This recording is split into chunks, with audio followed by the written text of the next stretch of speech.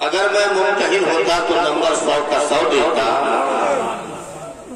کیا بولتے ہیں؟ کلام لکھنے کا الگ دیتا اور پڑھنے کا الگ دیتا. لیکن ممتحن نہیں ہے، لیکن انصاف کی ترازو پہ کھڑے ضرور ہیں. جو کام میں نے نہیں کیا وہ آپ لوگوں نے کر دیا، جو کہ آپ کا حق تھا. لیکن کیا ہی بہتر ہوتا کہ جتنے بھی نعت لکھنے والے شعرا ہیں سب قریب اور پڑھنے والے مالدار ہیں. وجہ کیا ہے؟ وجہ یہ ہے کہ نعت لکھا کوئی اور ہے، پڑھتا کوئی اور ہے. جس کو آپ جن کو آپ لکھتے ہیں اس میں بہت کم ایسے شاعر ہیں جن کا اپنا کلام ہوتا ہے. نہیں تو سارے کے سارے کلام اکثر بھاڑے کے ہی ہوتے ہیں. سب کی حسنیں سب کی انتہا سمجھتا ہو، سب کی حسنیں سب کی انتہا سمجھتے ہیں. کس کو کیوں دینا ہے مصطفیٰ سمجھتے ہیں. اب دیکھیے جن کی بیٹیاں آج اس لائق ہو گئی ہے کہ ان کو رضا سے نوازا جائے، یہ فیضان مصطفیٰ ہے. محنتیں ہیں ان کی اساتذہ کرام کی، تو میں تو صدر وقار کو ہی سمجھوں گا، چونکہ ان کے ہی مدرسے سے وہ نیابت کا تاج ان کو کی چادریں ان کو دی جا رہی ہے، تقسیم میں ہونے والی ہے. تو سب کی وسعتیں سب کی انتہا سمجھتے ہیں. کس کو کتنا دینا ہے مصطفیٰ سمجھتے ہیں. تم مانو یا نہ مانو سب کا کہنا ہے یہی، ہم تو اسی کو جنت کا راستہ سمجھتے ہیں. ہم تو اسی کو جنت کا راستہ سمجھتے ہیں. جن کی بیٹیاں اچھے طریقے سے قرآن پڑھنا سیکھ گئی، یقیناً وہ اپنے کنبہ کو بغیر لیے جنت میں جائے گی، جا ہی نہیں سکتی. تو ڈھک کا ہے سینے کی پسلیاں سمجھتی ہے، ڈھک کا ہے سینے کی پسلیاں سمجھتی ہے. باپ کی غریبی کو بیٹیاں سمجھتی ہے. یوں تو آج محفل میں کتنے لوگ آئے ہیں، لیکن باپ کی مجبوری کو صرف بیٹیاں سمجھتی ہے. باپ کی مجبوری کو صرف بیٹیاں سمجھتی ہے. اب آپ حضرات جگر تھام کے بیٹھیے، نئی سوچ اور نئے فکر کا ایک شاندار جاندار خطیب اور والا انگیز بیان حضرت علامہ حافظ قاری محمد شکیل احمد صاحب قبلہ اب آپ کی سماعت کے حوالے ہونے جا رہے ہیں. آئیے ان کا استقبال نعرہ تکبیر رسالت سے کر لیں. نعرہ تکبیر. بھائی صاحب بیٹھی سمجھ لیجیے، یہ سوچئے جس کو نہیں ہے اس کا کیا ہوگا. آپ کو اللہ نے دیا ہے، رب کا شکریہ ادا کیجئے اور پیسہ کیجئے.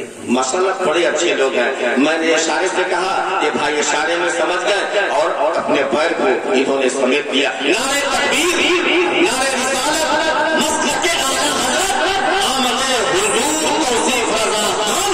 نعرہ تکبیر، نعرہ رسالت.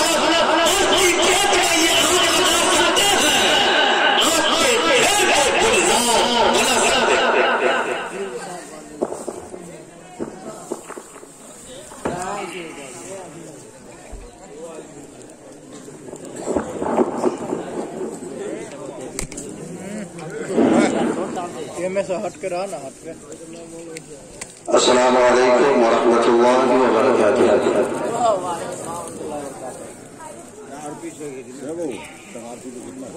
نحمده ونصلي ونصلي على رسوله الكريم. اما بعد فاعوذ بالله من الشيطان الرجيم. بسم الله الرحمن الرحيم. محمد رسول الله. صدق الله العظيم وصدق رسوله النبي الأمين البشير المعين المبين الكريم. ونحن على ذلك لمن الشاهدين والشاكرين والحمد لله رب العالمين. محترم حضرات، کافی دیر سے آپ حضرات بڑے خوبصورت انداز میں نعت و محبت کے اشعار سماعت کر رہے تھے. میرے بعد بھی ایک بڑی خوبصورت آواز، ایک ایسے شاعر جن کے کلام کو زی سلام چینل کے ذریعے آج پوری دنیا سماعت کر رہی ہے. یعنی شاعر حضرت عزیز شاعر اہل سنت حضرت محبوب ظفر دہلوی کو سماعت کریں. دلکش. لیکن آپ کا جو ماحول ہے شروع میں تو بہت جوش میں تھے, بہت گرم تھے, لیکن میں دیکھ رہا ہوں کافی دیر سے آپ لوگ بہت سرد پڑ گئے ہیں. میں چاہتا ہوں کہ سننے اور سنانے کا ایک ماحول پیدا کیجیے اور بیداری کا ثبوت دیں. میں دیکھ رہا ہوں کہ بیچ میں بہت ساری جگہیں خالی ہیں. آج کے اس پروگرام میں جو ہمارے خصوصی شاعر ہیں یعنی حضرت محبوب ظفر دہلوی سے ہم اور آپ سماعت کرنے والے ہیں. اور ایک بات اور بتا دوں کہ اس سال عرص شیر نیپال میں سب سے زیادہ ہیٹ ہونے والا شاعر حضرت محبوب ظفر دہلوی. اگر ان کو سماعت کرنا ہے اسی انداز میں جس انداز میں خانقاہ برکات عرص شیر نیپال میں جلسہ برکات النبی کے اسٹیج جس انداز میں وہ کلام پڑھے تھے اسی انداز میں سماعت کرنا چاہتے ہیں تو آپ کو سننے اور سنانے کا ایک ماحول بنانا پڑے گا. میں چاہتا ہوں کہ اس وقت سارے لوگ کھڑے ہو جائیں, سب آدمی کھڑے ہو جائیں, چاچا حضرات بھی کھڑے ہو جائیں, میرے بھائی سب لوگ کھڑے ہو جائیں. ماشاء اللہ سبحان اللہ, بڑے اچھے لوگ ہیں. تھوڑی سی زحمت کیجیے, آپ لوگ آگے تشریف لائیے, تھوڑی سی زحمت کیجیے, آگے تشریف لائیے. اور گیٹ کے باہر سڑکوں پر میرے جو بھائی حضرات اب تک ٹہل رہے ہیں, اپنے وقت کو ضائع کر رہے ہیں, ان سے بھی میری گزارش ہے کہ اگر میری آواز آپ کی کانوں پر پہنچ رہی ہے تو بلا کسی تاخیر کے آپ جلسہ گاہ میں تشریف لے آئیں. اس لیے کہ 10 سے 15 منٹ کی میری گفتگو ہوگی, تو آپ لوگ بیٹھ جائیں. 10 سے 15 منٹ کی میری گفتگو ہوگی, اس کے بعد بڑی اچھی آواز حضرت محبوب ظفر دہلوی سے ہم لوگ سماعت کریں گے انشاءاللہ. ایک مرتبہ محبت سے کہہ دیجیے سبحان اللہ. ایک شعر میں کہتا ہوں کہ زنجیر ہلتی رہی کر بولتا, اور محبت سے بولے, پیچھے والے بولے, زنجیر ہلتی رہی کر بولتا رہا, لوٹے تو ان میں ہانی کا کر بولتا رہا, اور تھرا کے یزید کے سب لشکر سپاہ نیزے پہ جب حسین کا سر بولتا رہا, نیزے پہ جب حسین کا سر بولتا رہا. اور جب یزیدیوں نے حضرت امام حسین کے سر مبارک کو تن سے جدا کیا, پھر اپنے نیزے پہ رکھ کر اپنی جھوٹی جیت کا جشن کر رہے تھے, اس وقت امام پاک کا سر مبارک تن سے جدا ہے, یزیدیوں کے نیزے پر ہے, سینے سے کنیکشن ختم ہے.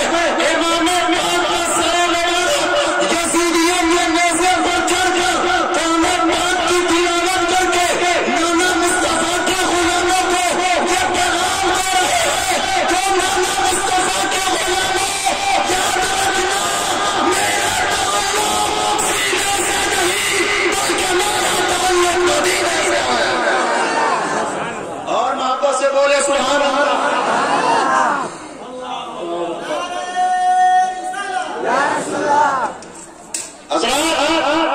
اور پنڈت پروین کمار اشکنیک سے کہا تھا کہ روضہ سرکار سے ہو کے جو ہوا ہم غریبوں کے لیے دعائیں سکھانا ہے. اور یہ کیسے مومن ہے جو آقا کو بشر کہتے ہیں, ہم ہندو ہیں مجھے حیا, یہ پاؤں کا لگڑا اس نبی کو اپنی طرف رہے جس نبی کے پائے اقدس کی شان یہ کہ کھائی قرآن خاک گزر کی قسم, کھائی قرآن خاک گزر کی قسم, اس گفر کی حرمت میں لاکھوں سلام. یہ ہاتھ کا للہا اس نبی کو اپنی طرح کا ہے جس نبی کے دست مبارک کی شان یہ کہ ہاتھ جس سمت اٹھا نہیں دیا. واپس سے بولے گا, ہاتھ جس سمت اٹھا نہیں کر دیا, موجے بھرے سخاوت کے لاکھوں سلام. یہ زبان کا بندہ اس نبی کو اپنی طرح کا ہے جس نبی کے زبان اقدس کی شان کے کہ وہ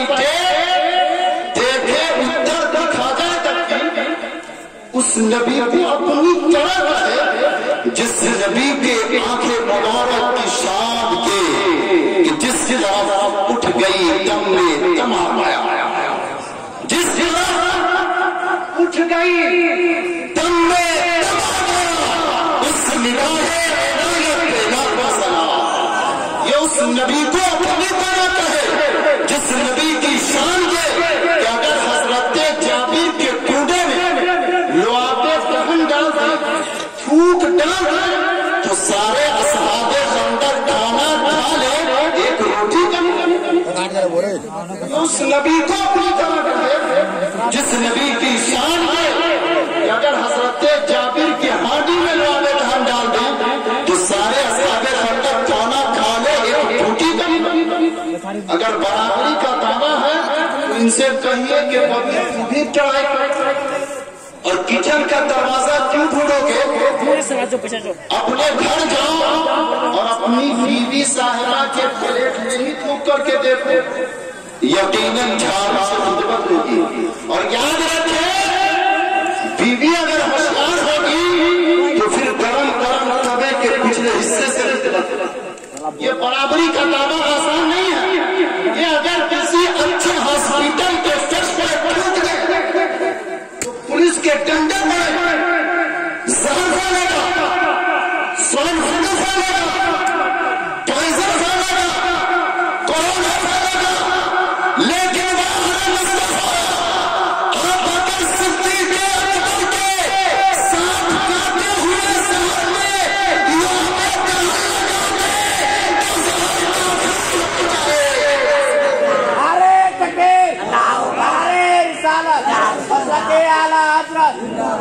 پتے پھول پھول یہ برابری کا دعویٰ آسان نہیں ہے کہ اس نبی کو اپنی طرح کہے جس نبی کی شان یہ کہ اگر مصطفیٰ جان رحمت اپنی انگلیوں کی گھائیوں میں انگلیاں ڈال دے اور ہلکی سی رگڑ پیدا کر دے یوں تو پانچوں انگلیوں کی گھائیوں سے پانی کے 5 چشمے جاری اگر برابری کا دعویٰ کہ ان سے کہیں کہ کبھی کبھی نہیں چڑھائی کرو، اور جب چڑھائی کرو گے رگڑو گے تو سب سے پہلے مدمدار پسینہ نکلے گا، اور رگڑو گے تو پھر لال پانی یعنی خون نکلے گا، لیکن جو فطرت بدل کر تقاضا بشری کے خلاف انگلیوں کی گھائیوں سے پانی کے چشمے جاری کر دے اسے نبی کے مختار کہتے ہیں، تو لعان کے تاجدار مصطفیٰ جب انگلیوں کی گھائیوں میں انگلیاں ڈال دے ہلکی سی رگڑ پیدا کریں تو 5 انگلیوں کی گھائیوں سے پانی کے چشمے جاری ہو جائیں، لیکن مصطفیٰ جان رحمت کی انگلیوں کی گھائیوں سے جو پانی نکلے تھے کتنا پانی نکلا جاننا چاہتے ہیں؟